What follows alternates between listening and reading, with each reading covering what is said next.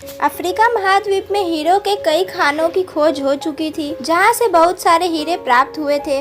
वहां के एक गांव में रहने वाला एक किसान अक्सर उन लोगों की कहानियां सुना करता था, जिन्होंने हीरो की खान खोजकर अच्छे पैसे कमाए और अमीर बन गए। वह भी हीरो की खान खोजकर अमीर बनना चाहता था। एक दिन अमीर बनने के सपनों को साकार करने के लिए उसने अपनी खेत बेच दी और हीरो की खान की खोज में निकल पड़ा। अफ्रीका के लगभग सभी स्थान छान मारने के बाद भी उसे हीरो का कुछ पता नहीं चला। समय गुजरने के साथ ही उसका मनोबल गिरने लगा। उसे अपने अमीर बनने के सपने टूटते दिखाई देने लगे।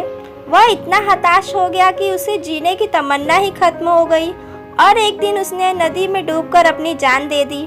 इसी दौरान दूसरा किसान, जिसने पहले किसान से उसका खेत खरीदा था, एक दिन उसी खेत के मध्य बहती छोटी सी नदी पर गया।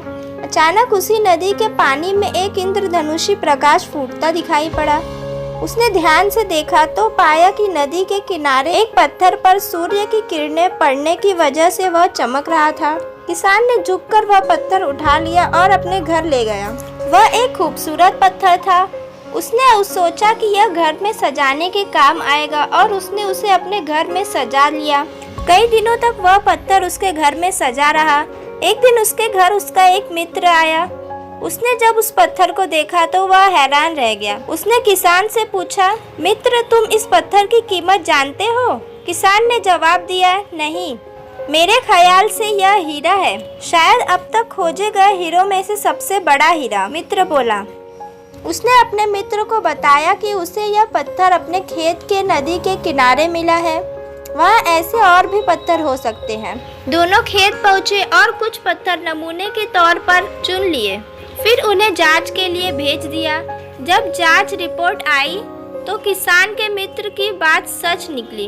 वे पत्थर हीरा ही था। उस खेत में हीरो का भंडार था। वह उस समय खोजी गई सबसे कीमती हीरो की खदान थी। दूसरा किसान उस खेत की खदान की वजह से माला माल हो गया।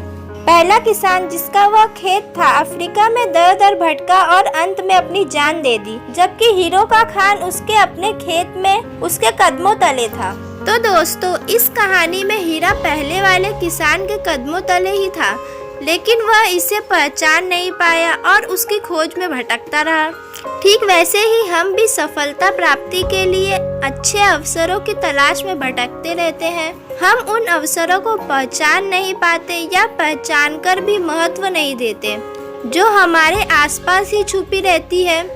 जिंदगी में सफल होना है तो आवश्यकताएं हैं बुद्धि और परख से उन अवसरों को पहचानने की, और धैर्य से काम लेंगे तो सफलता निश्चित है।